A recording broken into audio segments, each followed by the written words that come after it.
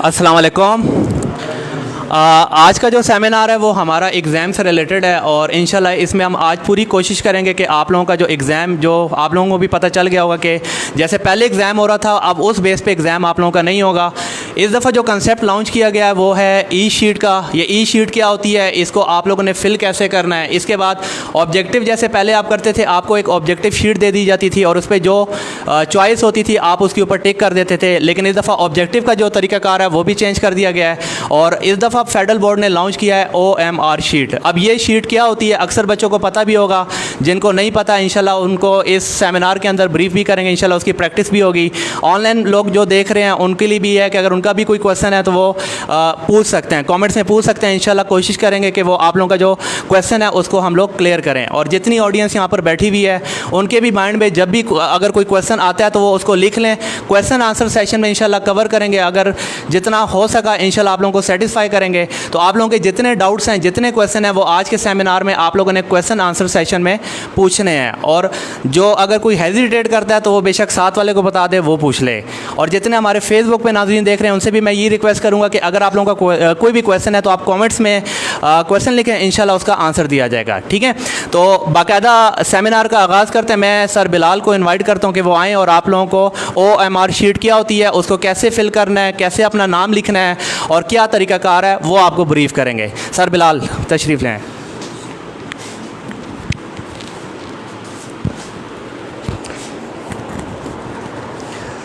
अस्सलाम वालेकुम बच्चों, जिस तरह का आपको पता है आजकल जदीद दौर है, टेक्नोलॉजी का इस्तेमाल बढ़ता जा रहा है। इसी तरह इस साल पेपर अटैम्प्ट करने के हवाले से भी federal board of intermediate and secondary education ने अपने जो सिस्टम है उनको अपडेट करके जो है ना टेक्नोलॉजी का इस्तेमाल किया है, जिसमें सबसे पहले हम OMR शीट के बारे में बताते हैं। ठीक है, मैं बताता हूँ OMR शीट क्या है। आप लोग कंप्यूटर के स्टूडेंट हो, आप लोगों को पता होगा OMR से क्या बनता है। आज का जो हमारा टॉपिक है, how to fill OMR sheet and e marking sheet. OMR sheet को कैसे फिल करना है और ई मार्किंग शीट को कैसे फिल करना है। ठीक है, सबसे पहले मैं आपको बताता चलूँ कि OMR शीट क्या है। मैडम, OMR शीट है, कोई बता सकता है OMR शीट क्या होती है? OMR से क्या बनता है? Optical mark reader. क्या बनता है OMR से? ऑप्टिकल मार्क रीडर या ऑप्टिकल मार्क रिकॉग्नाइज़र। यानी आपके जो यहाँ पे MCQs होंगे वो कंप्यूटराइज चेक होंगे। यानी जिस तरह पहले डिफ़ॉल्ट जाके वहाँ पे लोग चेक करते थे आपके MCQs को, इस बार ऐसा नहीं होगा। आप जो MCQs, ये जो शीट आपको नज़र आ रही है, OMR शीट कहलाती है। इसको फिल करेंगे और इसको स्कैनर के थ्रू गुजारा जाएगा तो वो आपके नंबर वहाँ से सिलेक्ट करके देखें। आपको यहाँ पे जो नेक्स्ट ई शीट है उस पर बार कोड भी नज़र आएगी। ठीक है, उसको रीड करते हुए आपके नंबर को वो क्या करेंगे, सम करते जाएंगे। तो ये हमारे पास है OMR शीट। इसके 4 हिस्से होते हैं। एक हमारे पास है ये रोल नंबर और वर्जन नंबर का हिस्सा है। दूसरा हमारे पास एक्स्ट्रा इन्फॉर्मेशन है, सब्जेक्ट का है और सिग्नेचर स्टूडेंट का आ जाता है। और तीसरा हिस्सा हमारे पास जो आपके पास आंसर्स गिवन होते हैं उनका, और लास्ट हमारे पास इंस्ट्रक्शन का है। सबसे पहले मैं आपको बताते चलूँ कि ये जो फर्स्ट हिस्सा है, रोल नंबर और वर्जन नंबर, इनको आपने फिल कैसे करना है। बोर्ड की तरफ से आपको रोल नंबर स्लिप इशू होते हैं, ऐसे ही है, और आपको एक रोल नंबर इशू होता है। वो रोल नंबर आप यहाँ पे लिख लेते हैं। फॉर एग्ज़ाम्पल किसी का रोल नंबर इसी तरह सेकंड कॉलम में भी है, थर्ड कॉलम में भी है, फोर्थ कॉलम में भी है, फिफ्थ कॉलम में भी है। अब फॉर एग्ज़ाम्पल जिसके फर्स्ट डिजिट अगर 3 से शुरू होता है तो आप क्या करेंगे, ऊपर सबसे पहले जो बॉक्स गिवन है उस पर तो आप जो डिजिट्स में आप अपना रोल नंबर लिखेंगे 3 5 4 6, यहाँ पर 3 5 4 6। ठीक है, उसके बाद फर्स्ट अगर 3 डिजिट है तो इस कॉलम में 3 नंबर कहाँ पे आ रहा है? फर्स्ट 0 है, सेकंड 1 है और थर्ड 2 है और फोर्थ 3 है। तो वहाँ पे क्या करेंगे, उस बबल को आपने फिल करना है। उस बबल को फिल कैसे करेंगे? बबल यानी एक सर्कल बना होगा, उसके अंदर 1 2 3 9 तक आपको डिजिट्स गिवन होंगे। उस बबल को आपने फिल ऐसे करना है कि वो बबल मुकम्मल तौर पे फिल हो, यानी बबल के दरमियान कोई खाली जगह ना रहें। अगर खाली जगह रहेंगे तो होगा क्या, चूँकि आपके ये जो OMR शीट है स्कैनर के थ्रू चेक होने हैं, कंप्यूटराइज चेक होने हैं, तो वो आपके रोल नंबर को उठाएगा नहीं। ठीक है, जिसकी वजह से आपको फेल भी किया जा सकता है। क्लियर है? इसी तरह नेक्स्ट हमारे पास है वर्जन नंबर। ये वर्जन नंबर आपको कहाँ से मिलेगा? आपको जो MCQs का क्वेश्चन मिलता है, क्वेश्चन पेपर मिलता है, उसके टॉप पे राइट साइड पे आपको वर्जन नंबर गिवन होगा, ठीक है। वो वर्जन नंबर जिस तरह आप रोल नंबर स्लिप को यहाँ पे इंटर करते हैं, उसके बाद आप यहाँ पे बबल्स को फिल करते हैं, उसी तरह यहाँ पे वर्जन नंबर इंटर करेंगे और बबल्स को फिल करेंगे, ठीक है। उसके बाद सेकेंड पार्ट हमारे पास है एक्स्ट्रा इन्फॉर्मेशन है, जिसमें सब्जेक्ट यानी जिस सब्जेक्ट का आप पेपर होगा, फॉर एग्ज़ाम्पल आपका फ़िज़िक्स का है तो यहाँ पे फ़िज़िक्स 1 लिखेंगे, अगर 9 का है तो 1, अगर पार्ट 2 का है तो SSC 2, फिज़िक्स 2। इसी तरह अगर HSC स्टूडेंट का है, सेकेंड ईयर का स्टूडेंट का है तो वो भी इसी तरह फिज़िक्स पार्ट 1। और नेक्स्ट हमारे पास है पार्ट बताना है, अगर फर्स्ट ईयर का है तो पार्ट 1 को टिक करेंगे, अगर सेकेंड ईयर का है तो पार्ट 2 को क्लिक करेंगे। उसके बाद आपने यहाँ पे अपना सिग्नेचर कर देना है। और नेक्स्ट हमारे पास आता है इन्विजिलेटर सिग्नेचर, इस जगह को आपने खाली छोड़ना है। जो इन्विजिलेटर होगा, जो निगरान आपके एग्जामिनेशन हॉल में होगा, उसकी सिग्नेचर यहाँ पे होनी है। क्लियर है। और वर्जन नंबर जो आपने यहाँ पे एंटर किया था वो आपने यहाँ पे भी एंटर कर देना है। क्लियर है। उसके बाद हमारे पास आती है आंसर शीट का नंबर, आंसर सेक्शन। इसमें क्या है, आपको MCQs गिवन होंगे, उसमें क्वेश्चन गिवन होगा उसको, और उसके नीचे आपके पास A B C D 4 option होंगे।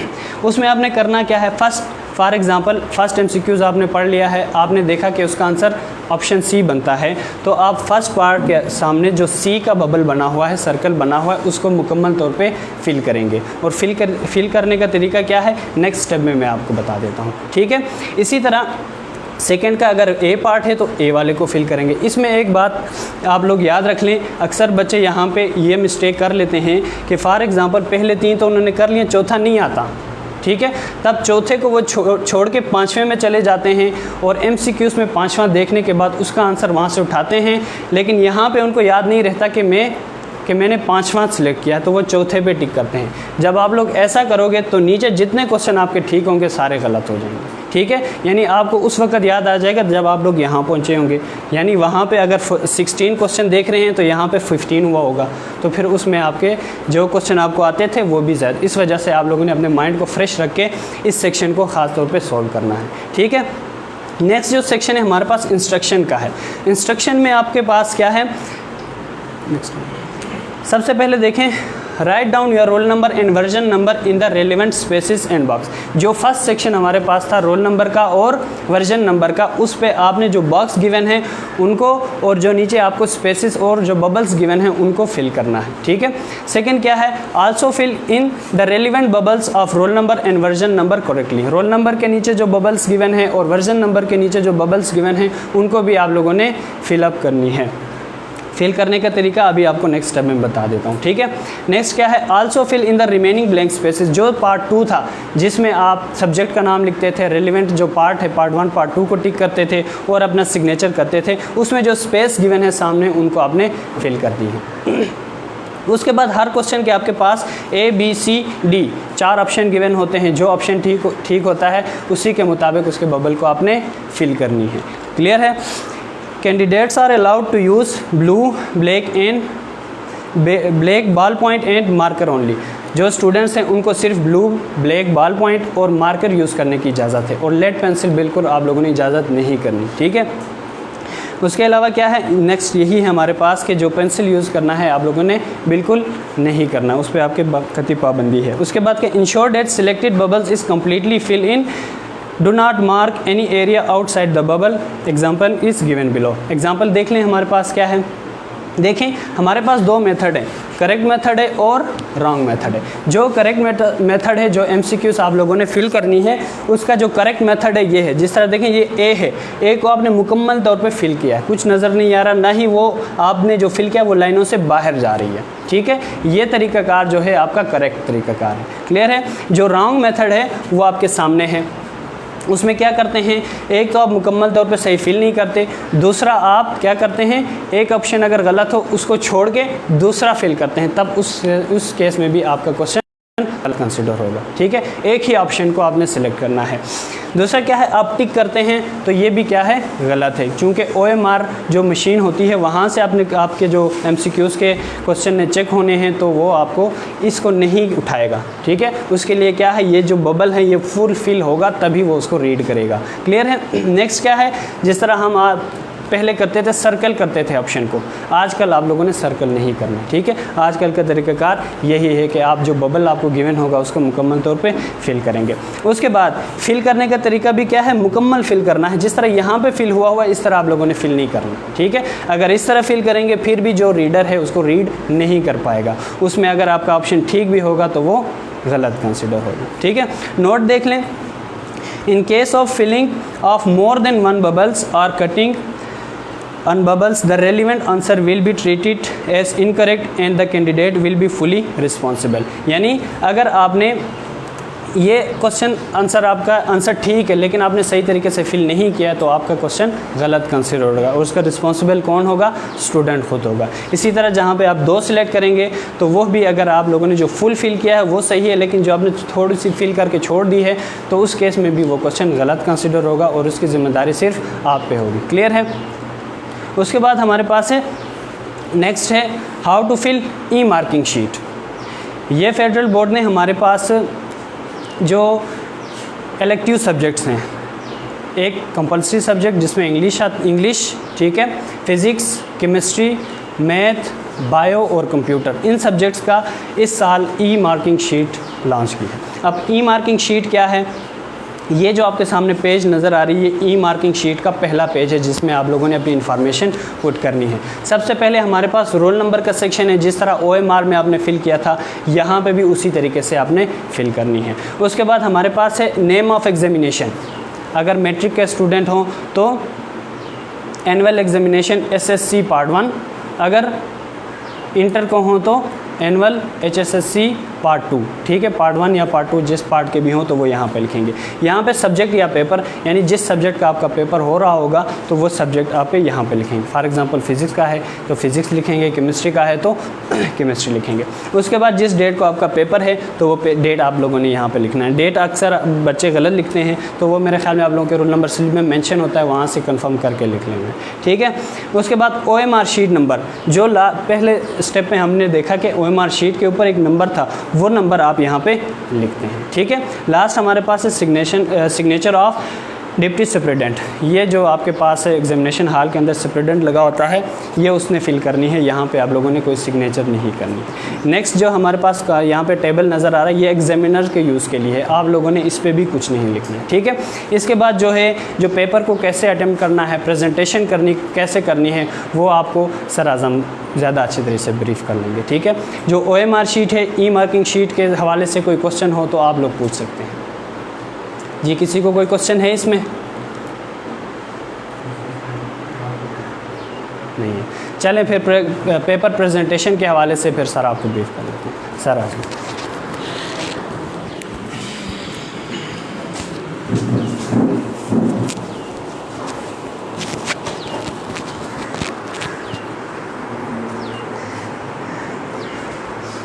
अच्छा, समझ आ गई आप लोगों को थोड़ी बहुत? पिछली स्लाइड ज़रा करें थोड़ी सी, मैं एक दफ़ा एक सेकंड, ये देखिए मैं जल्दी मोटा बता देता हूँ क्योंकि इसी से रेलिवेंट फिर आप लोगों की अगली स्लाइड है।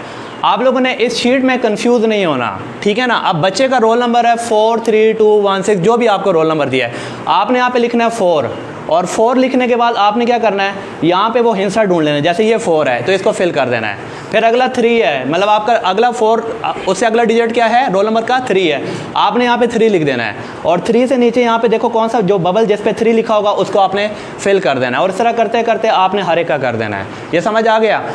इसके बाद यहाँ पे नेम ऑफ द एग्जामिनेशन है। जो 9th और 10th के बच्चे हैं वो SSC यूज़ करेंगे। अगर 9th का बच्चा है तो SSC 1 यूज़ करेगा, अगर 10th का बच्चा है तो वो क्या यूज़ करेगा, SSC 2 करेगा, ठीक है।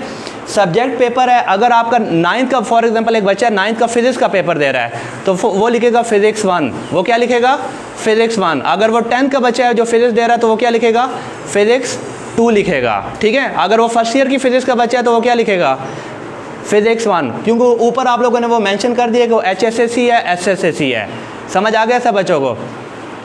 अच्छा, डेट आप लोगों ने अच्छी तरह लिखनी है। अगर आप डेट नहीं लिखेंगे तब भी आप लोगों के लिए थोड़ा सा प्रॉब्लम क्रिएट होगा, ठीक है। तो डेट आप लोगों को वैसे भी पता होगा कि आज मतलब क्या डेट और हमारा किस चीज़ का पेपर है, तो डेट आप लोगों ने लाजमी लिखनी है। OMR शीट नंबर जो है ना, जो आपको वो शीट दी होगी OMR, उसी पे वो नंबर होगा, वो आपके पास ही होगी, वहीं से देख के आप लोगों ने यहाँ पे OMR शीट नंबर लिखना है, ठीक है। और बिल्कुल मेंटली आप लोगों ने सेटिस्फाई रहना है, इस चीज़ को आपको छेड़ने की ज़रूरत ही नहीं है। उसकी वजह क्या है, ये सारा का सारा काम किस चीज़ का है, ये किसका है, ये बोर्ड वालों का है, ऑफिशियल यूज़ है, ये आप लोगों का काम नहीं है। ना इस पे फोकस करो और ना इस चीज़ के ऊपर फोकस करो, ये आप लोगों का काम नहीं है, ठीक है। ये आप लोगों का मेन काम है। Next slide. अच्छा, अब ई शीट यानी इलेक्ट्रॉनिक मार्केटिंग इस दफ़ा जो कंसेप्ट निकला है वो आप लोगों का इस तरह से निकला है कि पहले आप लोगों को एक बुकलेट दी जाती थी, आपके सामने एक क्वेश्चन पेपर आ जाता था, और इससे पहले हम यही रूल बताते थे कि जो क्वेश्चन आपको बड़ा इजी लगता है उसको सबसे पहले अटेम्प्ट करो, उससे अगला करो, उससे अगला करो, इसी तरह होता था। इस दफ़ा ये कंसेप्ट ख़त्म हो गया। इस दफ़ा आप लोगों को प्रिंटेड ई शीट मिलेगी, आपके हाथ में आएगी, और उस पर हर क्वेश्चन और उसका जो सब पार्ट उसकी नंबरिंग हुई होगी। तो जो क्वेश्चन होगा और उसका जो नंबर होगा आपको उधर ही उसको सॉल्व करना पड़ेगा। ये नहीं है कि अगर आपको कोई क्वेश्चन आसान लगता है तो आपने उसको सबसे पहले कर लिया, मतलब जो क्वेश्चन नंबर, जैसे अगली शीट करें ज़रा, ये देखें, जैसे ये मेरे पास है, ये लेट सपोज ये क्वेश्चन नंबर 2 के शॉर्ट क्वेश्चन हैं, जैसे कहता है कि 15 में से 14 शॉर्ट क्वेश्चन या 10 शॉर्ट क्वेश्चन आप अटेम्प्ट करें, ठीक है। अब एक बच्चा है, उसको क्वेश्चन नंबर 2 का जो पहला पार्ट है वो नहीं आता, तो वो क्या करता है, वो इसकी जगह उसको ये क्वेश्चन अच्छी तरह आता है, तो वो करता क्या है, ये क्वेश्चन उठा के इधर सॉल्व करना शुरू कर देता है, तो वो क्या हो जाएगा, गलत हो जाएगा। आप लोगों ने क्वेश्चन नंबर 2 का अगर पहला पार्ट अच्छी तरह आता है तो वो इधर ही सॉल्व कर रहे हैं, अगर आपको नहीं आता तो फिर आप क्या करोगे, इसको इसी तरह ब्लैंक छोड़ दो, इसको आपने नहीं करना सॉल्व, ठीक है।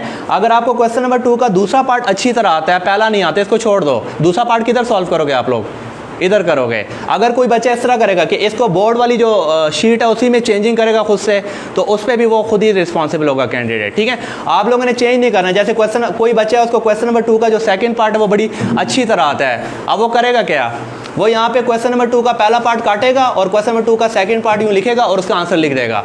ये भी आप लोगों ने गलती कर दी है, इसके रिस्पॉन्सिबल भी आप होंगे और आप लोगों का ये गलत हो जाएगा सारा काम। समझ आ गया सब बच्चों को, जो क्वेश्चन है उसका आंसर आपने क्या करना है, उधर ही लिखना है। अच्छा, फॉर एग्जांपल किसी बच्चे को पहला पार्ट भी नहीं आता, दूसरा पार्ट भी नहीं आता, तो वो पहला भी खाली छोड़ दे, दूसरा भी खाली छोड़ दे, उसको तीसरा आता है, वो तीसरे वाली जगह पे जाके सॉल्व करे। लेकिन क्वेश्चन की जो तरतीब है वो अब अपनी मर्जी से आप चेंज नहीं कर सकते हो, ठीक है।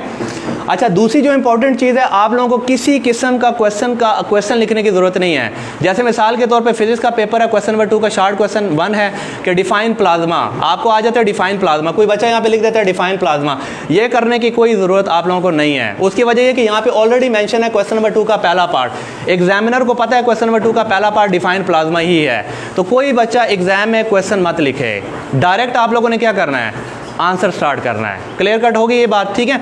अच्छा, वैसे तो पहले आप लोगों के जो उर्दू, इंग्लिश और ये सब्जेक्ट भी थे, लेकिन वो आप एक्सक्लूड कर दिए हैं, इलेक्टिव सब्जेक्ट आ गए हैं, ठीक है। इनके लिए अगर आप ये लाइंस काउंट करोगे ना तो ये 12 से 14 लाइंस होती हैं। आपने जो अपना शॉर्ट क्वेश्चन लिखना है वो इन्हीं लाइंस के अंदर लिखना है। अब अगर कोई बच्चा 3-4 लाइनों में लेकर जाएगा, यानी यहाँ तक उसका हो गया, अब वो इसी क्वेश्चन का रिमेनिंग पार्ट इधर अगर करेगा तो वो इधर वाला, तो ये जो क्वेश्चन है वो तो अब आपके किसी काबिल रही नहीं ना, यहाँ पे इसका आंसर लिख सकते हो क्योंकि आपने वो पोर्शन यहाँ पे लिख दिया। तो जो यहाँ इसका जो हिस्सा आप यहाँ लिखोगे उसके नंबर भी नहीं मिलेंगे। और दूसरा नुकसान जो आप लोगों को होगा वो ये होगा कि ये जो क्वेश्चन नंबर 2 का सेकंड पार्ट जो आपको आता था, जो आपने यहाँ लिखना था, अब वो भी आप यहाँ पे नहीं लिख सकते हो। तो आप लोगों ने जो आंसर लिखना है इस क्वेश्चन नंबर 2 के पहले पार्ट का, वो सिर्फ ये जो लाइनें आपको दी हुई हैं, आप लोगों ने सिर्फ यहीं पर ही लिखना है इसका आंसर, इससे पहले नहीं लिखना, ठीक है। और दूसरी बात इंपॉर्टेंट जो है वो ये है कि अगर आप लोगों ने यहाँ पे सिर्फ 2 या 3 लाइनें फिल की और बाकी छोड़ दी तो उसका भी आप लोगों को थोड़ा सा नुकसान होगा। तो आप लोग कोशिश करें कि कम से कम 4-5 लाइनों का आंसर आप लोग इसमें लिखो। और इसके बाद अगर आपका ये क्वेश्चन कंप्लीट हो जाता है, जैसे मिसाल के तौर पे मेरा क्वेश्चन इस लाइन तक कंप्लीट हो जाता है, तो नीचे आपने इंडिकेशन लाइन लाजमी लगानी है। इंडिकेशन लाइन क्या होती है? वो जो आप यूँ इस तरह एक लाइन लगाते हो, एरो लिखते हो कि यहाँ पे हमारे क्वेश्चन खत्म हो गया। इसका फ़ायदा क्या होगा? इसका फ़ायदा ये होगा कि एग्जामिनर को पता चल जाएगा कि ये बच्चा अच्छा है, शार्प है, इसने कुछ चीज़ें सीखी हुई हैं। तो कोई भी शॉर्ट क्वेश्चन है या कोई भी लॉन्ग क्वेश्चन है, जब भी वो कंप्लीट होगा आपने उसके नीचे क्या लिखना होगा? इंडिकेशन लाइन लाजमी ड्रॉ करो। समझ आ गया ना? इंडिकेशन लाइन यानी यहाँ पे मेरा क्वेश्चन इस लाइन पे खत्म हो गया, इससे नीचे मैं क्या करूँगा? इंडिकेशन लाइन यू ड्रॉ कर दूंगा, ठीक है, ताकि एग्जामिनर को पता चल गया कि यहाँ पे क्वेश्चन। इंडिकेशन लाइन आप ब्लैक बॉल पॉइंट से ड्रॉ कर लो तो ज़्यादा बेहतर है, ठीक है। तो ये हमारा, अब किसी का क्वेश्चन आगे पीछे करके आप लोग नहीं लिख सकते। जो क्वेश्चन नंबर जिस जगह पे होगा आपने आंसर वहीं लिखना, अगर नहीं आता तो उसको छोड़ दो आप लोग। क्लियर हो गया सब बच्चों को? अच्छा, एक इंपॉर्टेंट बात जो आप लोगों ने याद रखनी है वो ये याद रखनी है कि कभी भी एक्स्ट्रा क्वेश्चन आप लोग अटैम्प्ट नहीं करोगे। अब मिसाल के तौर पे हम कहते हैं कि 15 में से 10 उस पर लिखा है, 15 में से 10 अटैम्प्ट करो, तो इसका मतलब क्या है कि आपने क्या करना है, 15 में से 10 ही अटैम्प्ट करने हैं। अगर आप एक्स्ट्रा अटैम्प्ट करोगे उसके रिस्पॉन्सिबल आप लोग खुद होगे। इंस्ट्रक्शन है कि अगर आप एक्स्ट्रा अटैम्प्ट करोगे तो वो उन्होंने 2 सूरतें बताई हैं। पहली सूरत ये कि पहले जो 10 क्वेश्चन है उनके अच्छा कभी कभी ये भी हो जाता है कि आपका अगर क्वेश्चन आपने 12 क्वेश्चन अटेम्प्ट किए हैं, उनमें से करके जो एक गलत है उसके नंबर काट देगा आप लोगों से। तो ये चीज़ आपने याद रखनी है कि आपको जितने क्वेश्चन कहा गया है आपने वही अटेम्प्ट करना है, उसके अलावा आपने एक्स्ट्रा क्वेश्चन अटेम्प्ट नहीं करना है। और कोई बच्चा ये माइंड में ना रखे कि मैं पहला और दूसरा पार्ट छोड़ दूंगा तो एग्जामिनर समझेगा कि ये बच्चा डल है, ऐसा कुछ भी नहीं है। बोर्ड वालों ने फैसिलिटी दी हुई है, ये आप लोग इसमें बिल्कुल आज़ाद हो कि आप लोगों ने कौन सा पार्ट छोड़ना है। बेशक पहले 4 पार्ट नहीं आते, आप पहले 4 पार्ट को छोड़ के 5वें पार्ट में सॉल्व करना शुरू कर दो, इससे आपकी परफॉर्मेंस पे कोई फ़र्क नहीं पड़ेगा। लेकिन इसका आंसर इधर नहीं लिखना, इसका आंसर इधर नहीं लिखना, लिमिट से एक्सीड नहीं करना। आप लोगों ने जितनी आपको दी हुई है उतनी ही आपने यूज़ करनी है, ठीक है। बाज़ दफ़ा ये होता है कि आप लोगों का न्यूमेरिकल आ जाता है, जैसे फिजिक्स में भी न्यूमेरिकल्स होते हैं और सब्जेक्ट में भी होते हैं, कभी कभी न्यूमेरिकल ही होते हैं। जैसे आप देखें, मैं अगर न्यूमेरिकल को सॉल्व कर तो मैं पहले लिखूंगा गिवन डाटा, यानी कि जो क्वेश्चन में दिया है, फिर टू प्रूफ के मैंने प्रूफ क्या करना है, फिर मैंने क्या करना है, फार्मूला की हेडिंग देने, फिर कैलकुलेशन। तो वो मुझे लग रहा है कि जैसे वो इन लाइनों से बाहर आ जाएगा। तो उसका तरीका क्या होगा, उसका तरीका ये होगा कि आप पहले यहाँ से लिखना शुरू करोगे और यहाँ पे आपने स्पेस छोड़नी है। अगर आपका न्यूमेरिकल थोड़ा बड़ा हो जाता है और यहाँ पे ना इन 14 लाइनों में कंप्लीट नहीं होता, क्योंकि आप लोगों ने 14 से आगे तो जाना नहीं है, उसका तरीका ये होगा कि आपने यहाँ से लिखना शुरू करना है, इतना पोर्शन बचा के रखो उस साइड वाला, क्योंकि न्यूमेरिकल है ना इस तरफ आ जाएगा। अगर आपको लग रहा है कि वो इससे आगे हो गया तो यूँ एक लाइन लगा के ना यहाँ पे सॉल्व करना शुरू कर दो। क्लियर हो गया आप लोगों को। तो ये अगर आपका कोई शार्ट क्वेश्चन या आपका न्यूमेरिकल उसकी लेंथ बढ़ जाती है, फिर आपने ये कंसेप्ट यूज़ कर लेना है। लेकिन आप लोगों ने आंसर रिस्ट्रिक्ट करना है इसी जगह पे, इससे आगे आप लोगों ने नहीं जाना है, ठीक है। मैडम अगली स्लाइड करें। ये देखिए क्वेश्चन नंबर, ये जो लॉन्ग क्वेश्चन होते हैं ना, ऐसा नहीं है कि शार्ट क्वेश्चन के लिए आपको 13 से 14 या 12 से 14 लाइन दे दी हैं तो लॉन्ग क्वेश्चन के लिए भी इतनी लाइन होती हैं, ऐसा नहीं है। लॉन्ग क्वेश्चन के लिए आप देखो कितनी बड़ी उसने शीट दी हुई है, 3 से 4 पेज की इस तरह की शीट्स आपको एक लॉन्ग क्वेश्चन के लिए मिलती है, ठीक है ना। 3 से 4 जो पेजेस होते हैं वो बहुत ज़्यादा इनफ होते हैं, आप लोगों के लिए मटीरियल जो है ना वो इनफ होता है। तो ये नहीं है कि शार्ट क्वेश्चन की तरह लॉन्ग में भी उसने सिर्फ 14 लाइन दी होंगी और आपने उसमें लिखना है, ऐसा नहीं है। ये देखें क्वेश्चन नंबर 5 का पेज 1 है। पेज 1 का मतलब क्या है, इस तरह के क्वेश्चन नंबर 5 का पेज 2 भी होगा, पेज 3 भी होगा और पेज 4 भी होगा। तो क्वेश्चन नंबर 5 के अगर 4 पेजेस हैं तो इसका मतलब क्या है कि क्वेश्चन नंबर 5 आपने क्या करना है, उन्हीं 4 पेजेस में सॉल्व करना है। तो ऐसा नहीं है कि इसका फॉर्मेट भी शार्ट क्वेश्चन की तरह 4 या 12 से 14 लाइनें दे दी उसमें लिखना है, ऐसा नहीं है। यहाँ पे क्लियर कट लिखा है क्वेश्चन नंबर 5 पेज 1। पेज 1 का मतलब क्या है कि पेज 2 भी होगा, पेज 3, पेज 4। फिर अगर क्वेश्चन नंबर 6 स्टार्ट होगा तो वहाँ पे भी ये लिखा हो question number 6 page 1, question number 6 page 2। मतलब इनका मतलब क्या है कि क्वेश्चन 6 को उन्हीं पेजेस में सॉल्व करना है। तो अच्छा खासा आप लोगों को पेजेस गिवन होंगे एग्जाम में। क्लियर हो गया सबको ये, ठीक है। तो ये लॉन्ग क्वेश्चन की स्ट्रेटजी होगी आपकी। अगला मैडम करें। अच्छा, एक दफ़ा मैं थोड़ा सा और एक्सप्लेन कर देता हूँ कुछ चीज़ें, उसके बाद आप लोगों के क्वेश्चन आंसर होंगे। OMR शीट को जो आप लोगों ने सर बिलाल ने तरीके बताया उसी तरह फिल करना है। मैडम ज़रा वो निकाल लेना, मैं एक दफ़ा गो थ्रू दोबारा कर देता हूँ, उसके बाद जो आपके क्वेश्चन है ना, देखें ज़रा बैक करें मैडम, और बैक करें, ठीक है। देखिए आप लोगों का जो रोल नंबर है आपने सीधा सीधा ये रोल नंबर वाले डब्बों में लिख देना है, ठीक हो गया। अब अगर किसी बच्चे का रोल नंबर यहाँ 4 से स्टार्ट हो रहा है तो इसके नीचे जो 4 वाला बबल है उसको ढूंढ के उसको फिल कर ले। फिर अगला 5 है तो 5 वाले में जाके 5 वाले बबल को फिल करें, और अगर आगे 0 है तो ये सबसे टॉप पे 0 वाला बबल होगा, लिखे हुए बबल के अंदर नंबर लिखे हुए उनको फिल करें। क्लियर हो गया सब बच्चों को, इस तरह आप लोगों ने फिल कर लेना है, ठीक है। सब्जेक्ट सब बच्चों को क्लियर है। पार्ट 1 पार्ट 2, 9th वाले किस पे टिक करेंगे, पार्ट 1, 10th वाले किस पे टिक करेंगे, पार्ट 2, फर्स्ट ईयर वाले पार्ट 1, सेकेंड ईयर वाले पार्ट 2, ठीक है। इसी तरह कैंडिडेट के सिग्नेचर होंगे, इन्विजिलेटर के सिग्नेचर वो बंदा खुद करेगा, इसको आपने डिस्टर्ब नहीं करना। वर्जन नंबर जो आपको ऑब्जेक्टिव दिया होगा उसी से उठा के आपने लिखना है, ठीक है। और ये आंसर आपके दिए हुए, जैसे आपका पहला MCQ है उसका B ऑप्शन करेक्ट है तो आपने क्या करना है, ये B है, B को आपने क्या कर देना है, फिल कर देना है। जो सेकंड ऑब्जेक्टिव है उसका फॉर एग्जांपल D MCQ ठीक है तो आपने क्या कर देना है, D पे जाके D को फिल कर लेना है। क्लियर होगा, और इस तरह आप लोगों ने सारे फिल कर देने हैं। अच्छा, एक प्रॉब्लम जो आप लोगों को आएगा वो ये होगा कि बाद दफ़ा स्टूडेंट क्या करता है, इसको फिल कर लेता है, बाद में उसको पता चलता है कि नहीं यार ये तो करेक्ट आंसर नहीं था, करेक्ट आंसर D था। अब उसने तो इंक पेन से फिल कर दिया, जब उसने फिल कर दिया अब उसका कोई सोल्यूशन नहीं है। अगर वो ए के ऊपर क्रॉस करके डी को फिल करेगा तब भी उसको उसका नंबर नहीं मिलेंगे। तो एक दफ़ा जो आपने फिल कर दिया उसके बाद कोई गलती की गुंजाइश नहीं है, आपका वो कंसिडर हो गया। बेशक आप जितना रिमूव करो उसको, जितना कटिंग करो और अगला करो, वो आपको उसके नंबर नहीं मिलेंगे। उसका सोल्यूशन मैं आप लोगों को बता देता हूँ कि आप लोगों ने इस कंडीशन से कैसे बचना है। पहला स्टेप ये याद रखें कि अगर आपको कुछ MCQs ऐसे आते हैं जो आपको बिल्कुल सही पता होते हैं, आप उनको फिल कर दो इंक पेन से, बॉल पॉइंट से फिल कर दो आप लोग, ठीक है। लेट्स सपोज मुझे क्वेश्चन नंबर 3 MCQ है ना, उसका मुझे क्लियर नहीं है कि आंसर क्या हो सकता है, तो मैं उसको क्या करूँगा, लेड पेन से फिल कर लूँगा। फिल अपने उसके लिए आसानी की तरह मैं क्या करूँगा, लेड पेन से। फिर बाकी सारे जो मुझे सही आते होंगे मैंने फिल कर दिए हैं, जिनके बारे में मुझे डाउट होगा उनको लेड से कर लूँगा। फिर उस पर सोचूंगा, अगर मुझे लगता है कि वही है तो मैं वो लेड पेन से हटा के उसको बॉल पॉइंट से फिल कर दूँगा। अगर आपको लगता है नहीं ये नहीं ऑप्शन, वो सी वाला ऑप्शन मुझे ठीक लग रहा है, तो चूँकि आपने तो लिखा उसको लेड पेन से फिल किया हुआ है, तो आप उसको इरेज करो और उस डी को फिल कर लो। तो ये एक ऑप्शन हो सकता है आपके पास। अगर आपने डायरेक्ट उसको बॉल पॉइंट से फिल कर दिया फिर उसका कोई ऑप्शन आपके पास नहीं हो सकता है। समझ आ गया सब बच्चों को, ठीक है। अच्छा, आप लोगों के जो रेलिवेंट क्वेश्चन है वो मुझे आप बताएं, उनके आंसर करेंगे, जो रह जाएंगे फिर वो एक्स्ट्रा मैं भी थोड़ा सा और ब्रीफ करूँगा। और थोड़ा सा क्या करना है, इंस्ट्रक्शन में क्लियर कट क्या लिखा हुआ है, आपने 2 कलर के जो डिवाइसेस हैं यूज़ करनी है, या तो ब्लैक बॉल पॉइंट यूज़ करना है या फिर ब्लू। इसके बाद नीला, हरा, रेड शूड ये आप लोगों को अलाउ नहीं है, ठीक है ना। चाहे बॉल पॉइंट है चाहे आपका मार्कर है, फॉन्ट जो दूसरा पेन है ना, वो जो दूसरा होता है, क्या नाम है उसका, फाउंटेन पेन, वो भी है। आप लोगों ने बॉल पेन यूज़ करना है तो या तो ब्लैक यूज़ करोगे या फिर ब्लू यूज़ करोगे। और ये जो दूसरा आपका मार्कर है वो भी क्या होने चाहिए, ब्लैक और ब्लू, ये क्लियर कर इंस्ट्रक्शन। इसके अलावा कलर यूज़ करोगे तो आप लोगों का एक्सेप्टेबल नहीं होगा क्वेश्चन। समझ आ गया सबको ये, ठीक है। अच्छा, उसके बाद एक और चीज़ है कि आप लोगों ने प्रेजेंटेशन पेपर की कैसे देनी है, ठीक है। मैडम वो किसी क्वेश्चन की स्लाइड निकालेंगे। देखें जैसे ये क्वेश्चन नंबर 2 है, ठीक है। मुझे वो कहता है कि डिफाइन पावर, तो मैं उसको, ये फिजिक्स का अगर हम सॉल्व करें वो कहता है डिफाइन पावर, तो आपने करना क्या है। अच्छा, एक और इंपॉर्टेंट बात कि आपने क्वेश्चन यहाँ से स्टार्ट करना है, ये नहीं है कि यहाँ से करो, यहाँ से करो, यहाँ से, ये आपका बड़ा बुरा लुक देगा। आपने कहाँ से स्टार्ट करना है, ये लाइनें अगर बोर्ड वाले ने लगाई हुई हैं तो इसका मतलब है कि यहाँ पे आपको लिखना है, तो हमने तो उसी तरह चलना है जैसे हमें बोर्ड वाले बताएंगे।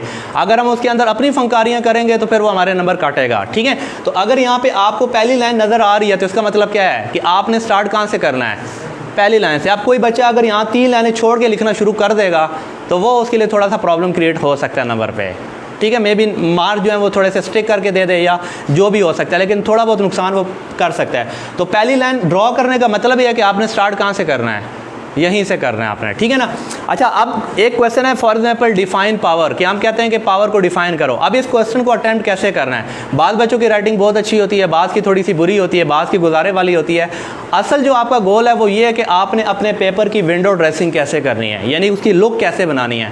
बाद दफ़ा ये होता है कि कुछ बच्चे इतने शार्प होते हैं कि उनकी राइटिंग थोड़ी सी गुजारे लायक होती है, लेकिन वो क्या करते हैं, उनकी प्रेजेंटेशन इतनी ज़बरदस्त होती है कि वो हर चीज़ मज़े में नज़र आ रही होती है। बाद बच्चों की राइटिंग इतनी अच्छी होती है लेकिन पूरा एक पैराग्राफ में लिख रहे होते हैं, तो एग्जामिनर भी देखता है, वो कहता है यार पैराग्राफ में लिख दिया, कहाँ कौन सी चीज़ लिखी है, यूनिट कहाँ लिखी है, फार्मूला कहाँ है, कुछ समझ नहीं आ रही, तो वहाँ पे उसको प्रॉब्लम हो जाएगा। आसान सा इसका तरीका ये कि अब जैसे मैंने कहा कि पावर को डिफाइन करना है, आपने हेडिंग किसकी देनी है, पावर। और हेडिंग आप कोशिश करो जो ब्लू मार्कर है उससे दो, आप लोग ब्लू मार्कर से आप हेडिंग दो और उसके नीचे एक छोटी सी लाइन लगाओ ब्लैक बॉल पॉइंट से, मार्कर से नहीं, ब्लैक बॉल पॉइंट, क्योंकि जब दोनों शेड एक जितने लेंथ के हो जाएंगे वो थोड़ा सा बुरा लगता है, ठीक है। तो हेडिंग आपने किससे देनी है, ब्लू मार्कर से, ठीक है ना। और ये साइंस ने भी तहकीक की है कि जो ब्लू मार्कर से आपकी हेडिंग होती है वो बड़ी प्यारी लगती है। तो आपने पावर लिखा, उसके नीचे एक छोटी सी लाइन लगानी है, और वो लाइन किससे लगानी है, ब्लैक बॉल पॉइंट से, मार्कर से नहीं लगानी, वो थोड़ा ऑकवर्ड लगेगा, ठीक है। उसके बाद उसको डिफाइन किया। अब पावर का फार्मूला भी होता है, तो आपने अगला दोबारा ब्लू मार्कर से फार्मूला की हेडिंग दी, उसी तरह ब्लैक बॉल पॉइंट से आपने नीचे लाइन फार्मूला लिख दिया, फिर यूनिट लिखी। इस तरह से जब आपकी वो 3-4 हेडिंग प्यारी प्यारी बनेंगे तो एग्जामिनर उसको खुश होकर चेक करेगा। लेकिन अगर एक बच्चा कहता है rate of doing work is power, power का फार्मूला ये होता है, पावर ये स्केलर क्वांटिटी है, उसकी यूनिट वाट होती है, एक पैराग्राफ में लिख दिया, तो एग्जामिनर क्या करेगा, उसको देखेगा, थोड़ा सा उसका प्रेजेंटेशन लुक जो है वो ख़राब हो जाएगा, तो वो वहाँ से तासुर ले लेगा कि बस बच्चे ने ना पेपर निकालने की है और कुछ भी नहीं किया। तो आप लोगों को जो हेडिंग वाइज सब कुछ लिखना है, चाहे आपका शॉर्ट क्वेश्चन है चाहे आपका लॉन्ग क्वेश्चन है। अच्छा, न्यूमेरिकल को कैसे अटेम्प्ट करना है? देखिए, मैंने आपको शुरू में बताया था कि आप लोगों ने क्वेश्चन नहीं लिखना। न्यूमेरिकल आता है तो सबसे पहली हेडिंग दिखो गिवन डाटा, वो ब्लू मार्कर से नीचे एक छोटी सी लाइन लगा दो, गिवन डाटा। गिवन डाटा में न्यूमेरिकल में जो जो चीज़ें दी हुई हैं कि डेंसिटी इतनी है, वॉल्यूम इतना है, वो लिख दो। उसके बाद अगली हेडिंग आपने लिखनी है टू फाइंड। टू फाइंड का मतलब क्या है कि न्यूमेरिकल में क्या कुछ पूछ रहा है। जैसे मैं कहता हूँ कि फाइंड द डेंसिटी, तो मैं वहाँ पे डेंसिटी लिख के क्वेश्चन मार्क लिख दूंगा। टू फाइंड में वो चीज़ लिखनी है जो आपने फाइंड करनी है। उसके बाद तीसरी हेडिंग क्या होगी? फार्मूला। अब जाहिर बात है, अगर डेंसिटी निकालनी है, प्रेशर निकालना है, फोर्स निकालना है, उसका कोई फार्मूला तो होगा। बगैर फार्मूले के तो आप न्यूमेरिकल अटेम्प्ट नहीं कर सकते। वो फार्मूला उस हेडिंग में लिख दो। और आखिरी हेडिंग किसकी होगी? कैलकुलेशंस। कैलकुलेशन में क्या होगा? उस फार्मूले में वैल्यू पुट करके आप लोगों ने नीचे आंसर कर देना है। और जो इंडिकेशन लाइन है वो आपने ड्रॉ करना भूलनी नहीं है। इंडिकेशन लाइन का मतलब क्या है? जहाँ आपका क्वेश्चन खत्म होगा उसके नीचे आप ब्लैक बॉल पॉइंट से लाइन लगा दो, आप लोगों का अच्छा लुक हो जाएगा। क्लियर हो गया सबको? ये प्रेजेंटेशन स्किल्स हैं, ये आप जितनी अच्छी कर सकोगे उतना आप लोगों के लिए बेहतर होगा। और खुदारा कोई बच्चा टाइम से पहले ना उठे। आप लोगों के सिर्फ 3 या 4 पेपर हैं और पूरी ज़िंदगी का आपका मसला है। तो आमतौर पे बच्चे हाफ टाइम गुजरते हैं, वो मेरा दोस्त निकल गया मैं भी निकलता हूँ, लेक व्यू पार्क में भागेंगे खेलेंगे, ये काम मत करना। पूरी उम्र पड़ी है इसके लिए, आप लोगों ने पूरा टाइम गुजारना है। और कम से कम 3 दफ़ा आप लोगों ने अपना सॉल्व किया हुआ पेपर सारा पढ़ना है, उसमें गलतियां निकलती हैं। इवन इस लेवल पे जब हम लोग कुछ नोट्स बनाते हैं, कुछ करते हैं, जब 2-3 दफ़ा उसको पढ़ते हैं, कुछ ना कुछ गलतियां उसमें लाजमी निकलती हैं। तो आप लोगों ने अपना सॉल्व किया पेपर कम से कम 3 दफ़ा पढ़ना है। समझ आ गया आप लोगों को? ठीक है, ये आप लोगों ने टाइम से पहले मत उठना और 3 दफ़ा आप लोगों ने पेपर करना है। ठीक है। अच्छा, इसके बाद एक और जो इम्पोर्टेंट चीज़ है वो ये है कि आप देखें, ये आपकी लाइनें यहाँ से स्टार्ट होती है और यहाँ पे ख़त्म हो रही है, ऐसा ही है ना।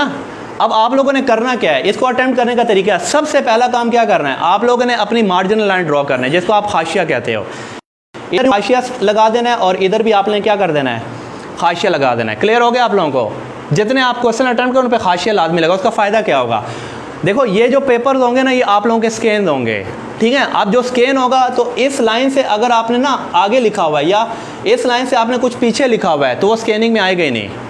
आपके जो स्कैनिंग में वर्डिंग आएगी वो कौन सी वाली आएगी? जो इस यहाँ से जैसे यहाँ से स्टार्ट हो रही लाइन यहाँ, तो इसके अंदर जो कुछ लिखा है वही आएगा। अगर आपने वो इस लाइन से बाहर लिख दिया या उस लाइन से आगे कर दिया, वो स्कैन में नहीं आने लगा, तो वो आप लोगों के लिए प्रॉब्लम क्रिएट करेगा। तो इससे बचने का तरीका क्या होगा? आप लोगों ने शुरू में यहाँ पे क्या कर देना है? मार्जिन लाइन लगा दी। अब आपको पता चल गया कि इन दोनों लाइनों से उस तरफ और इस तरफ नहीं जाना, वो उसके अंदर ही आएगा, तो वो हो जाएगा फिल। ठीक है, तो ये आप लोगों ने मार्जिन लाइन भी लाजमी लगानी है। ठीक है, वो आप कैसे लगाते हो वो आप पे डिपेंड करेगा, लेकिन मार्जिन लाइन लगाने का फ़ायदा ये कि आप उन लाइन की लिमिट से एक्सीड नहीं कर पाओगे, तो स्कैनिंग में जो है वो फिर बेहतर आप लोगों के लिए हो जाएगा। सबको क्लियर हो गया ये? अच्छा, एक और इम्पॉर्टेंट बात है कि जहाँ पर आपका पेपर ख़त्म हो जाता है तो उस पेपर के नीचे आपने दी एंड लाजमी लिखना है। दी एंड का मतलब क्या होता है? इंडिकेशन लाइन का मतलब तो ये होता है ना कि ये क्वेश्चन ख़त्म हुआ है, और आपका ये जो दूसरा होता है दी एंड, इसका मतलब क्या होता है कि आपने अपना पेपर पूरा क्या कर दिया, ख़त्म, इससे आगे अब कुछ भी नहीं है। ये सोच मत रखना कि भाई मैं आगे पेजेस छोड़ दूंगा, ये कर दूंगा तो एग्जामिनर उसको फिल करके नंबर दे देगा।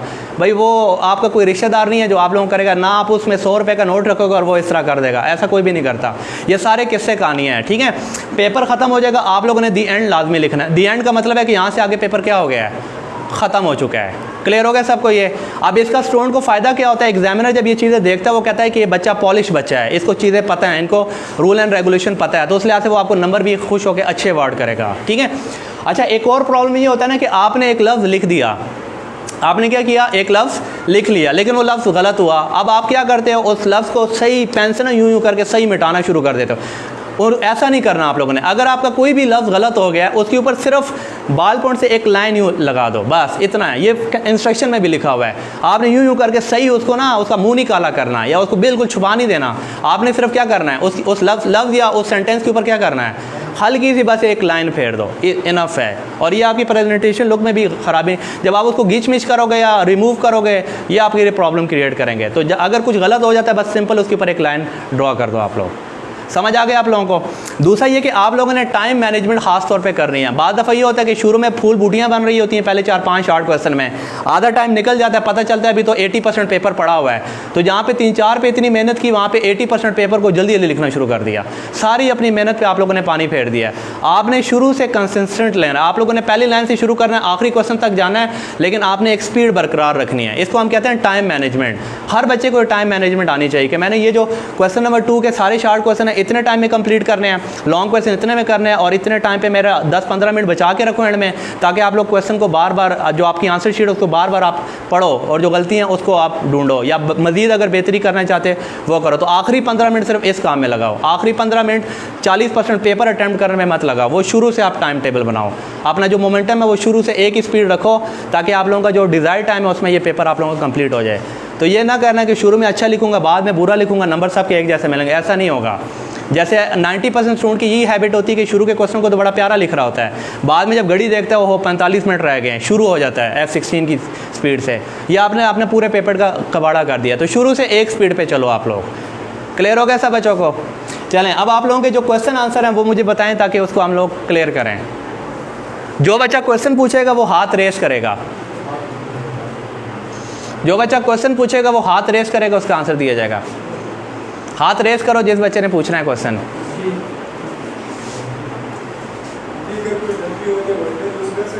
अच्छा, अगर कोई गलती हो जाती है तो मैंने अभी आप लोगों को बताया था ना कि आप लोगों ने उसके ऊपर क्या करना है, एक लाइन लगा देनी है। वाइटनर मत यूज़ करो, उसके ऊपर बहुत ज़्यादा वो मत करो उससे, क्योंकि जब पेपर स्कैन होता है वो बहुत बुरा लगेगा, वो पेपर बहुत बुरा, बस उसके ऊपर एक लाइन लगानी है आपने बाल पॉइंट से। क्लियर हो गया? और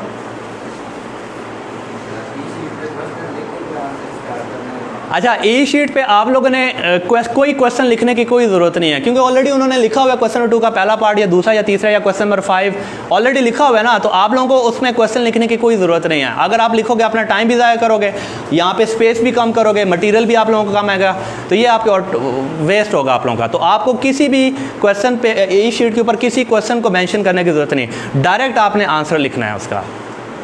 और बच्चे जुनैद, जैसे शॉर्ट में अगर 14 लाइन 14 लाइन दी गई है, हाँ हाँ, तो इसमें लॉन्ग में 2-3 पेज दिए गए हैं, अगर कोई आंसर जो है वो इन लाइन से एक्सीड कर जाता है तो उस हालत में क्या करें? देखें, अगर आपका शार्ट क्वेश्चन है ना, जैसे बेसिकली अब ये बच्चा अकाउंटिंग का बच्चा, अकाउंटिंग में होते हैं थोड़े बड़े बड़े क्वेश्चन होते हैं, ठीक है ना, या आप फिजिक्स की एग्जांपल ले लें या केमिस्ट्री की एग्जांपल ले लें, उसमें हमें, या आप इवन मैथ भी ले लें, मैथ में भी कुछ क्वेश्चन की लेंथ थोड़ी सी ज़्यादा हो जाती है, ठीक है।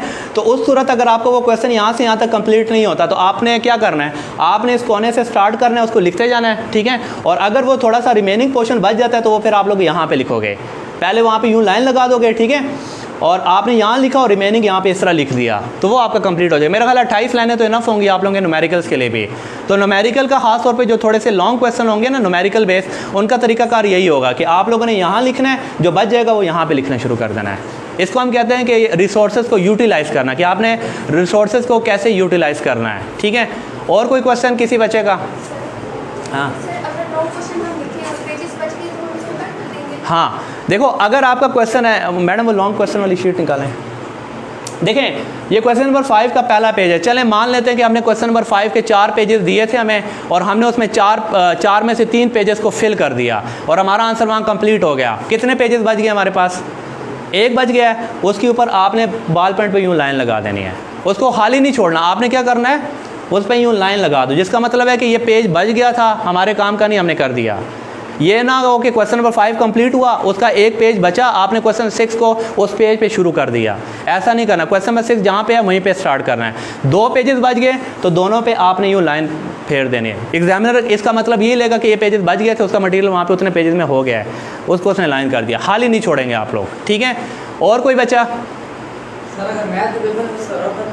हाँ, सबसे इम्पोर्टेंट बात, मैथ का पेपर भी है। चलो, आपका जो ऑब्जेक्टिव है ना OMR शीट, मैथ का हो गया, और भी जो इस तरह मैथ से रिलेटेड हो गए हैं, बात है केमिस्ट्री में आप लोगों का न्यूमेरिकल दे दिया जाता है और ऑप्शन दे दिया जाता है। वो कहता है कि 5 ग्राम H2 है, उसके कितने नंबर ऑफ मोल्स हैं। तो ये जाहिर बात है, कोई बच्चा आइंस्टाइन तो नहीं है कि ज़ुबानी दिमाग में कैलकुलेशन कर लेगा, उसको कुछ ना कुछ रफ वर्क के लिए भी तो काम चाहिए।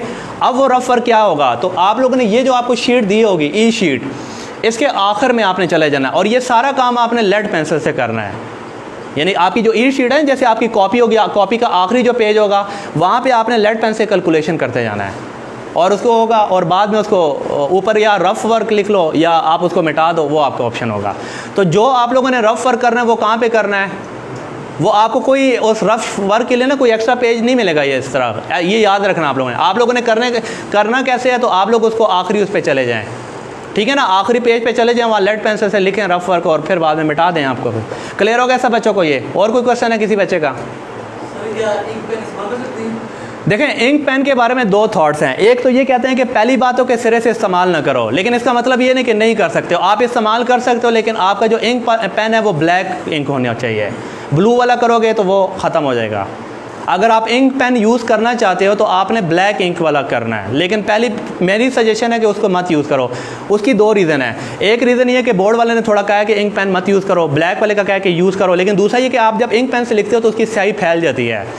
अब एक इंपॉर्टेंट बात है कि आपका ये जो क्वेश्चन नंबर इस तरह दिया होता है, ये मतलब नहीं कि इसके बैक साइड पे कुछ नहीं लिखना, इसके बैक साइड पे भी होगा। जैसे क्वेश्चन नंबर 5 का पेज 1 है तो इसके बैक साइड पे क्या होगा, पेज 2 होगा, फिर अगला इस तरह होता है। तो आपने इनके दोनों तरफ लिखना होता है। तो जब आप इंक यूज़ करोगे तो उसका नुकसान क्या होगा आप लोगों को, इस पेज पे लिखा, उसके जो निशान वगैरह हैं वो आपको इसके पिछले पे भी नज़र आएंगे, तो जब उस पर भी इंक पेज लगे उसके निशान इस पे नज़र आएंगे, तो जब पेपर स्कैन होगा तो क्या होगा, बुरा लगेगा कि नहीं। तो सिंपल सजेशन ये कि इंक पेन मत यूज़ करो, आप लोग बॉल पेन यूज़ कर लो।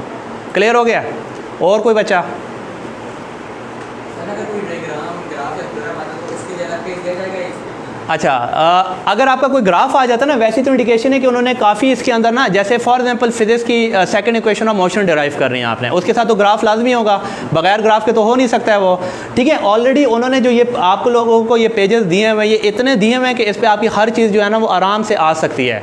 तो अगर आप लोगों की डायग्राम है तो डायग्राम को आपने थोड़ा यहाँ पर बना लेना है, ठीक है। और इंपॉर्टेंट बात है कि जब डायग्राम बनाओगे ना, उसको भी आप लोगों ने लिखने का तरीका होगा। जैसे मैंने इस जगह पे डायग्राम बनानी है तो मैं इधर एक बॉक्स बना दूंगा और उस बॉक्स के अंदर ही मैं सिर्फ क्या कर दूंगा, डायग्राम बना दूंगा, और यहाँ पे उसका मटेरियल वर्क जो भी लिखना है वो लिखेंगे। डायग्राम ऐसे ना कर देना बस यूँ लाइन की और बस लिखना शुरू कर दिया, ऐसे नहीं करना आप लोगों ने। डायग्राम के लिए आप पहले क्या करोगे, यहाँ साइड पे एक बॉक्स बना लो, ठीक है, इतना बॉक्स बनाओ कि उसमें वो डायग्राम, इतना बड़ा बॉक्स भी ना बना देना कि लिखने के लिए कुछ हो ना आप लोगों के। अब उसके लिए तो 100 पेजेस भी काफ़ी होंगे, और आप इस बिल्डिंग जितनी डायग्राम बना दोगे तो फिर तो आप लोगों का नुकसान है।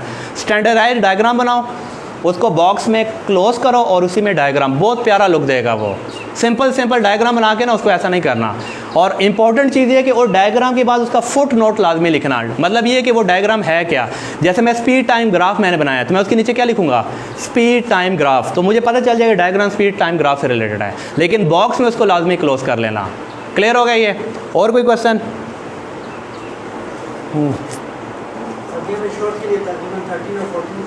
12 से 14 लाइन्स होती हैं। हाँ, और हमारा आंसर 3-4 लाइनों में आ रहा है, वही मैं बताते बैठे। देखिए, अगर आप लोगों का इवन आंसर 2 लाइनों में आ जाता है, पहली कोशिश ये करो कि उसको 5-6 लाइनों तक लेके जाओ किसी ना किसी तरह। मतलब इतना मटेरियल तो आप लोगों को इनफ पता चल ही होगा कि मैंने उसको, ये आप लोगों का होता है ना पेपर मैनेजमेंट कैसे करना है। अब आ जाता है कि डिफाइन फिजिक्स। मैं कहता हूँ कि physics is the branch of science in which we study about energy and matter and their mutual relation. बस ये लिख दिया, 2 लाइन में क्लियर हो गया। मेरे में इतनी सेंस होनी चाहिए कि ये फिजिक्स जो है साइंस की स्टडी को आसान करने के लिए इसकी ब्रांच है। इसमें इस बेजान चीज़ों की स्टडी की जाती है। इसकी और भी ब्रांचेज हैं, मैकेनिक्स है, इलेक्ट्रो है, ये है, प्लाज्मा है, ये है। बंदा लिख सकते हैं ना। तो आप लोगों ने अपने माइंड का यूज़ थोड़ा सा करना है उसके अंदर, ठीक है। लेकिन अगर आप लोगों का फॉर एग्जांपल 4 लाइनों तक आप लोगों का हो जाता है, उसके नीचे मैंने आप लोगों को क्या कहा था, आपने क्या करना है, इंडिकेशन लाइन ड्रॉ कर दो। इंडिकेशन लाइन का मतलब क्या है, वो लाइन और दोनों तरफ एरो, उसका लगे वो क्वेश्चन यहाँ ख़त्म हो गया है। या उसके नीचे एक लाइन यूँ लगा दो, लेकिन वो थोड़ा बुरा लगेगा। तो इंडिकेशन लाइन जो है ना वो अच्छा है उसके अंदर। क्लियर हो गया? और हाँ, वो भी साइड पे बना लो, साइड पे बना लो। देखो, थ्योरम आपका लॉन्ग क्वेश्चन में आता है और लॉन्ग के लिए ऑलरेडी 3 या 4 पेजेस गिवन होते हैं। वो बेशक टॉप पे बना लो, साइड पे बना लो, क्योंकि जब आप साइड पे बनाओगे और इस तरफ गिवन प्रूफ रीज़न लिखोगे तब भी अच्छा लगेगा। साइड पे बनाओ और उसको बॉक्स में लाजमी बंद करना, ठीक है। और अगर थ्योरम का कोई टॉप पे बनाते हैं, क्योंकि थ्योरम आपका 8 नंबर का लॉन्ग क्वेश्चन आता है, शॉर्ट में नहीं आता, यानी 3-4 नंबर का नहीं होता, उसके लिए अच्छा खासा उन्होंने पेज दिया होगा आपको। लेकिन साइड पे अच्छा रहता है, वो बेहतर रहता है, सिर्फ कैलकुलेशन होंगी वो आप लोगों का बेहतर रहेगा, ठीक है। और कोई क्वेश्चन? और कोई? अच्छा, एक चीज़ मैं आप लोगों को क्लियर कर देता हूँ कि आप लोगों के पास 2 ऑप्शन होते हैं, बॉल पॉइंट होता है और दूसरा ये जो आपका होता है पॉइंटर। ऐसा है कि नहीं है? आप लोग पॉइंटर से भी लिख सकते हो और आप लोग बॉल पॉइंट से, लेकिन मेरी सजेशन है कि आप लोग लिखो बॉल पॉइंट से। ठीक है। उसकी रीज़न ये है कि आप जब बॉल पॉइंट और पॉइंटर को दोनों को ना उस पेज पे थोड़ी देर रखते हो, उसकी निब किस में इंक ज़्यादा फैलती है, पॉइंटर में जल्दी इंक फैल जाती है। ऐसा आप लोगों ने ऑब्जर्व भी किया होगा, ठीक है। तो पॉइंटर जो है ना इंक जल्दी रिलीज़ करता है और ज़्यादा रिलीज़ करता है, बॉल पॉइंट क्या करता है, कम करता है। या आप जेल पेन यूज़ कर लो, ज़्यादा सबसे बेस्ट है, ठीक है। पॉइंटर मत यूज़ करो क्योंकि पॉइंटर की इंक फैलेगी और दूसरा वो उसकी बैक साइड पे भी निशान छोड़ेगा क्योंकि उसकी जो इंक है वो थोड़ी गाढ़ी होती है, ज़्यादा रिलीज़ करता है। जब पेपर आपका स्कैन होगा तो वो स्कैन में जब इंक फैली होती है वहाँ पर आप लोगों के लिए प्रॉब्लम क्रिएट होगा। तो अगर कोई पॉइंटर से भी यूज़ करता है तो कोई प्रॉब्लम नहीं है, लेकिन सजेशन ये है कि बॉल पेन यूज़ करो या इतनी फैलती नहीं है, सिंपल हो जाता है काम। कोई और क्वेश्चन? तो हाँ,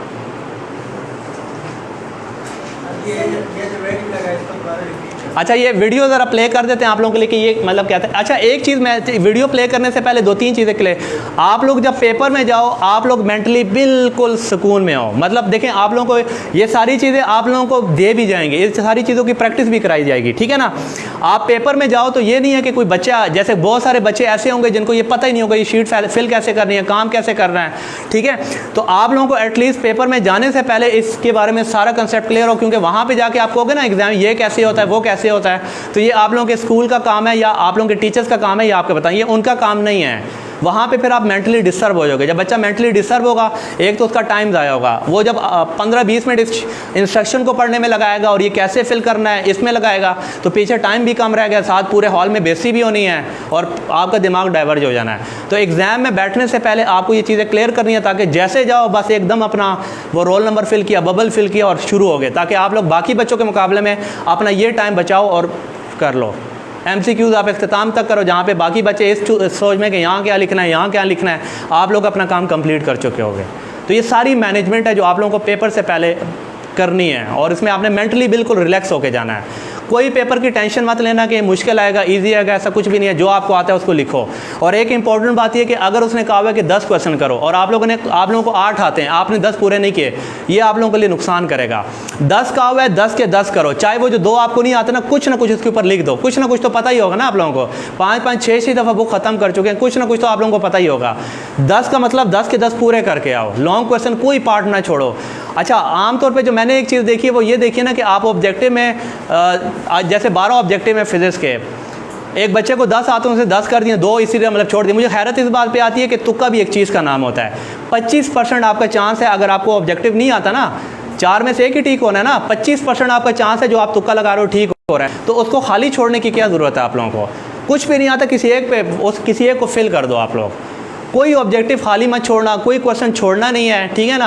आप लोगों ने इसके पैसे दिए हैं बोर्ड वालों को, तो उनके लिए क्यों मतलब वो करते हो, उसके पेज क्यों छोड़ते हो आप लोग? 10 के 10 क्वेश्चन अटेम्प्ट करके आओ, चाहे गलत कर रहे हो ठीक कर रहे हो, करके लाजमी आपने आना है। पेपर लाजमी भरना है आप लोगों ने। अगर कुछ भी नहीं आता ना क्वेश्चन, कुछ ना कुछ उसके ऊपर लिखो, उससे रेलेवेंट कुछ ना कुछ लिख दो आप लोग। पेपर खाली नहीं छोड़ना आप लोगों ने, ठीक है। और MCQs कोई भी बच्चा गलती से एक भी ना छोड़े, नहीं आता बस अपनी तरफ से तुक्का लगा दे आप लोग। क्लियर हो गया सब बच्चों को? ठीक है सर, ये वीडियो ज़रा प्ले करें, ये वीडियो भी आप लोग देख लें थोड़ी सी।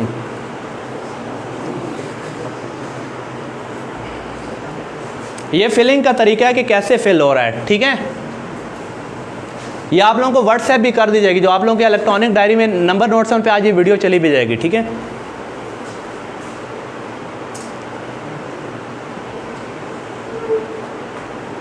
ये अब ऑब्जेक्टिव को आपने कैसे फिल करना है, सबको क्लियर हो गया? जो ऑब्जेक्ट का जो आंसर है बस उसमें बबल फिल करो, कोई मुश्किल काम नहीं है। ये रोल नंबर कैसे लिखा जा रहा है वो भी देख लें आप लोग। वर्जन नंबर ये देखें दिया होगा ये आपको, ठीक है। सब्जेक्ट है उर्दू का पेपर था तो उसने उर्दू लिख दिया है।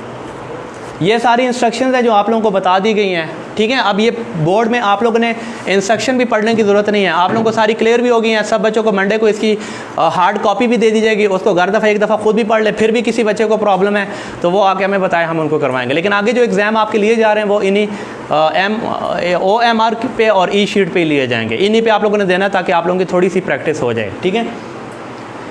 अभी भी किसी का क्वेश्चन है तो वो पूछ सकता है। अच्छा, एक और भी वीडियो है वो भी देख लें, ई शीट के ऊपर ये वीडियो है, उसको भी देख लें। ये ई शीट के ऊपर है, ई शीट को कैसे फिल करना है आपने।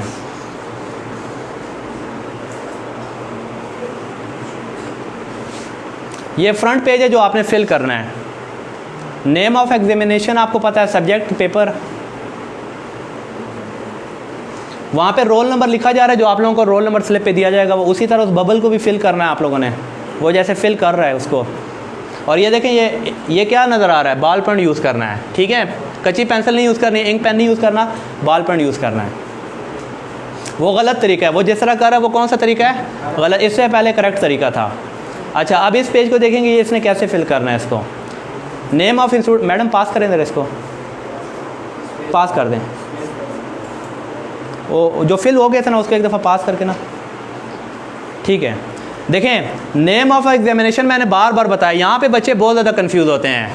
9, 10 फर्स्ट ईयर सेकंड नहीं लिखना, जो बच्चा 9th का होगा वो क्या लिखेगा, SSC1, SSC1। जो सेकंड ईयर का होगा वो क्या लिखेगा, जो 10th का बच्चा होगा वो क्या लिखेगा, SSC2। जो फर्स्ट ईयर का होगा HSSC1, सेकंड ईयर का बच्चा HSSC2।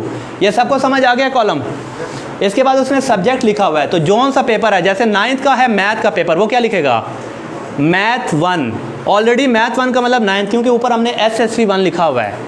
9th मैथ 1 नहीं लिखना है, बस सिर्फ क्या लिखना है, मैथ 1। 10th की मैथ वाले बच्चे क्या लिखेंगे, मैथ 2। फर्स्ट ईयर वाले मैथ 1, 3 नहीं लिख देना, और सेकंड वाले मैथ 2। क्लियर हो गया सबको। ये डेट लिखने का ये स्टाइल है, मेरा ख्याल इसमें किसी बच्चे को कोई शक नहीं होना चाहिए। 10/6/2021 यानी 10 तारीख है, 6ठा महीना है और 2021 है, ठीक है। और इसके बाद OMR शीट नंबर कहाँ से लिया गया, तो वो आपकी उसी शीट पे होगा, वहीं से उठा के लिख देना है। इससे नीचे और वो चीज़ें उनको देखने की ज़रूरत नहीं है, वो आपके काम की नहीं, वो ऑफिशियल यूज़ है, वो एग्जामिनर ने खुद कर लेनी है, ठीक है। यही थी। क्लियर हो गया सब बच्चों को। किसी बच्चे का कोई डाउट है तो वो अभी क्वेश्चन पूछ ले। हाँ जी।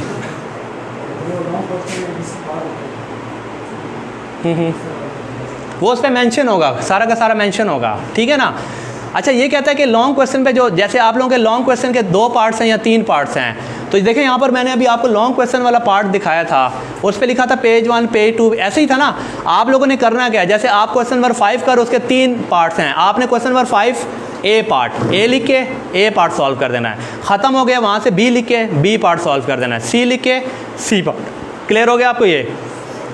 हाँ सर ऑब्जेक्टिव के लिए टाइम दिया जाएगा? हाँ वो 20 मिनट है वो। अच्छा एक इम्पॉर्टेंट बात ये है ना कि जैसे बच्ची पूछ रही है ऑब्जेक्टिवली टाइम, तो आपका पिछले जितना टाइम था वो इस दफ़ा भी वही टाइम है। अगर वो 20 मिनट था तो वो 20 मिनट ही है, अगर किसी का 30 मिनट था, जैसे इंटर वालों का पेपर थोड़ा बड़ा होता है, 30 मिनट अवार्ड थे, तो वो 30 मिनट ही है। सब्जेक्टिव का जो टाइम था वही, अगर 2.5 घंटे तो 2.5 घंटे ही है, 2 घंटे 20 मिनट है, तो वो टाइम में कोई डिस्टर्बेंस नहीं आई है, टाइम सारा का सारा वही है, ठीक है ना।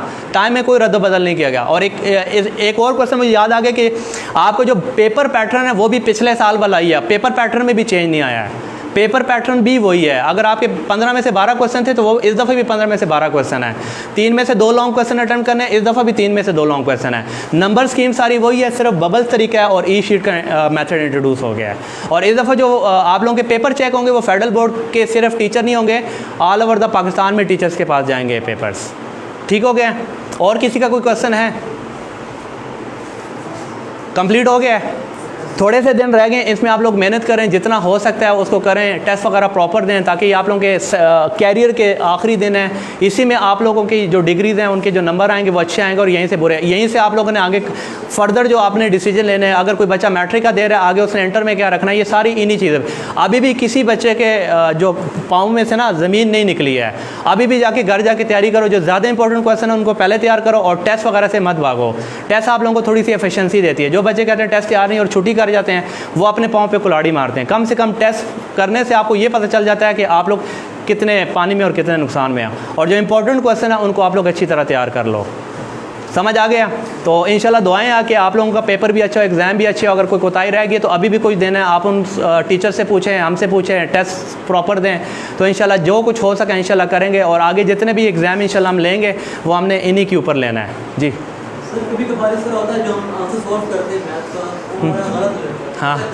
गलत बच्ची देंगे, ठीक। solve करेंगे उसको। क्वेश्चन, हाँ वो फिर आप लोगों का अपना कसूर है ना। अब ये बच्चा कहता है कि एक क्वेश्चन था, चलें इसको हम मैथ या फिजिक्स किसी सेंस में ले लेते हैं। एक क्वेश्चन नंबर 2 का तीसरा पार्ट था या मैथ का था, वो आपने डिज़ायर जगह पे सॉल्व कर दिया और किया भी माशाल्लाह बाल पॉइंट से था। आपको अपने पे गरूर भी था कि मैं आइंस्टाइन में कर गया इसको।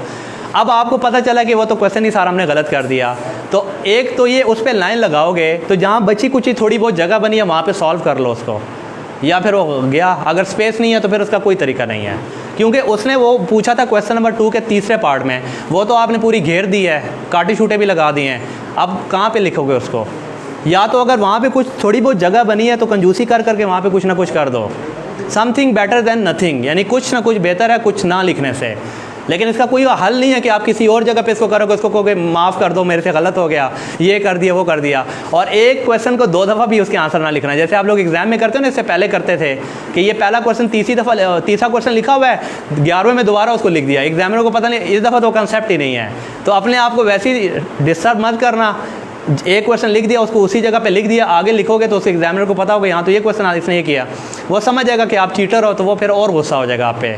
तो ये गलती भी मत करना, और जो कुछ लिख रहे हो उसको ज़रा माइंड से लिखना, एब्सेंट माइंड रहना वहाँ पे, कहीं और ख्यालों में ना रहना ये कि कोरोना आ जाएगा, पेपर कैंसिल हो जाएंगे। ये बात भी अभी तक 10th और 2nd के बच्चे ये कि आगे फैज़ाबाद में स्ट्राइक हो रही है, पेपर कैंसिल हो जाएगा, ये हो जाएगा, अपने साथ नुकसान करो, अपने आप को तसल्लियाँ देने वाली बात है। रोल नंबर स्लिप पे आ गई है, सब कुछ फाइनलाइज हो चुका है, अब आप लोगों ने प्रिपेयर रहना है एग्ज़ाम के लिए। एग्ज़ाम होगा, जिसने अभी भी ये तासुर रखा हुआ है वो अपने पाँव पर खुद कुल्हाड़ी मारेगा।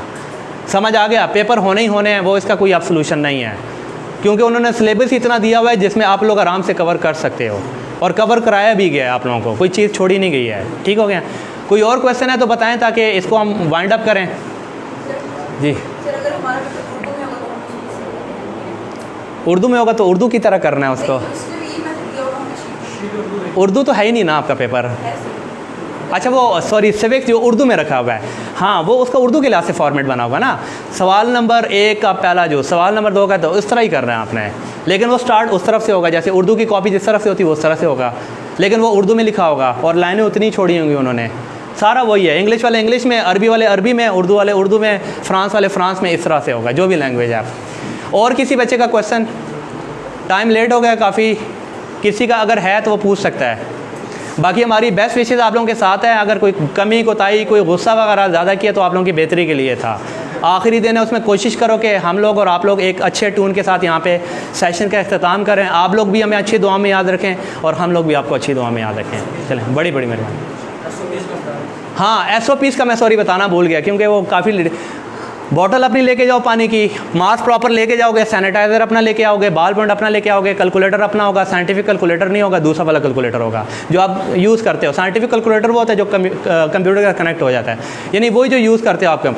ये सारी चीज़ें अपने लेके जाओगे, और ये चीज़ भूल जाओ कि आप एग्जामिनर को होगा मेरे पेट में दर्द हो रहा है, मैं थोड़ा बाहर से होके आता हूँ, आधे टाइम से पहले वो आपको बाहर ही नहीं जाने देगा, जितना मर्जी कर लो।